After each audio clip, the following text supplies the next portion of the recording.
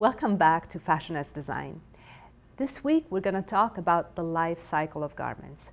We're going to talk about how they are born, starting with the prime materials that are used to make them, and we're going to talk about how they die and sometimes are reborn, how they get recycled, reused, readapted.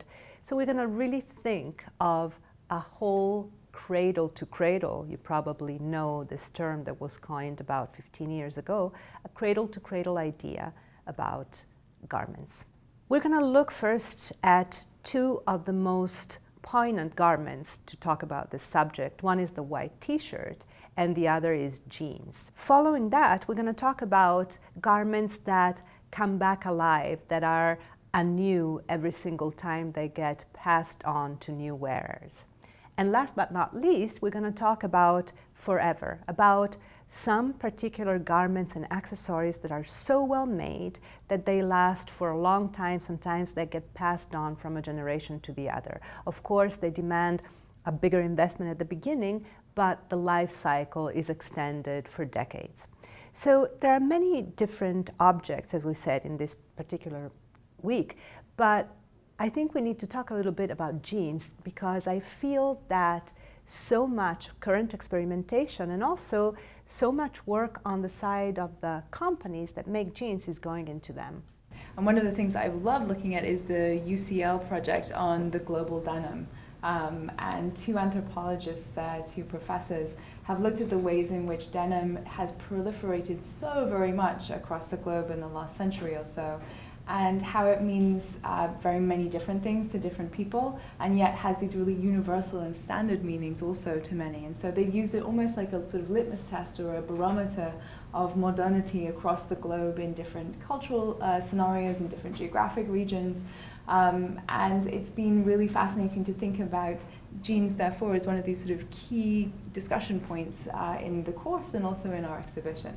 And that's from the anthropological standpoint, but then there's the sustainability and technological standpoint. So jeans are a crucial example of comfort, of universality, of personality, and also of waste. And the good news is that companies are taking this very seriously. They're looking for ways to use less water. They're looking for ways to recycle. Some is experimental, some is already advanced. But the technology that goes into making the industry more sustainable is mind-boggling. One final note on jeans, when we think of the history of jeans, they were designed for durability, right? So when we say jeans, denim had been around for centuries, but when we say jeans, a pair of jeans, this was really something that was born in the 19th century when rivets were applied to different stress points of jeans, including the crotch and the pockets. So right off the bat, jeans were designed to last forever. But also there are some unintentional, long-lasting garments that are testimonials for our anew section, like the plano. The plaid flannel shirt, one of The my plano. The flannel shirt. Yeah, Call it a flannel. like the plano shirt, yeah.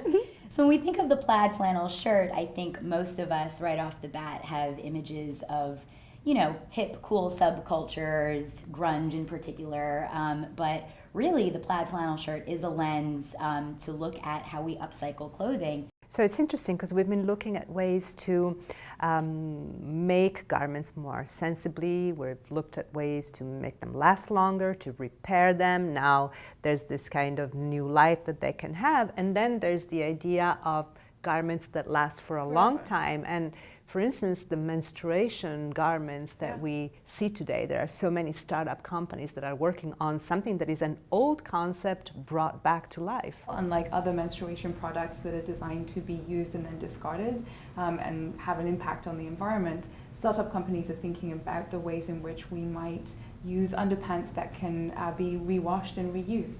It's actually a fairly old idea. And that's the interesting thing that is happening in all forms of design these days.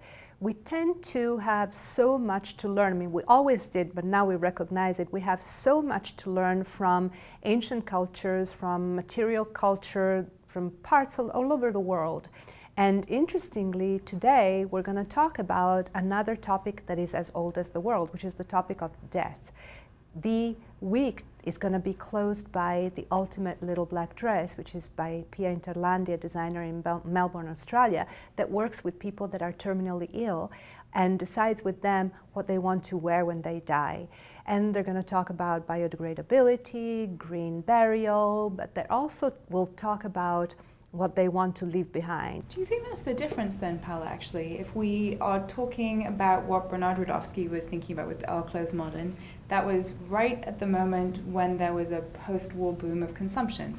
And design history at that point in time is so often talking about how we might use design, consume design, and bring it into our lives. This particular conversation about life cycle, we have in the contemporary moment a general atmosphere or a general hope that we consume less. There's a sort of a coming realization that we have finite resources, and so we're thinking more about how we can consume less. The devil's advocate position in this conversation is that, of course, fashion is such a huge business. It employs so many people globally, and many of them are actually women who are using the money that they earn from working in the garment sector to empower themselves, empower their families, and really kind of radically change their lives. It's really a matter of awareness. And also it's a matter of peer pressure. And it's a matter of just creating a culture that normalizes more ethical behaviors. You know? So I feel that slowly but surely, if everybody understands that one pair of jeans versus another is a choice that has impact, then we will, as we say, vote with our wallets and make the world more sensible by letting companies know what we accept and what we don't.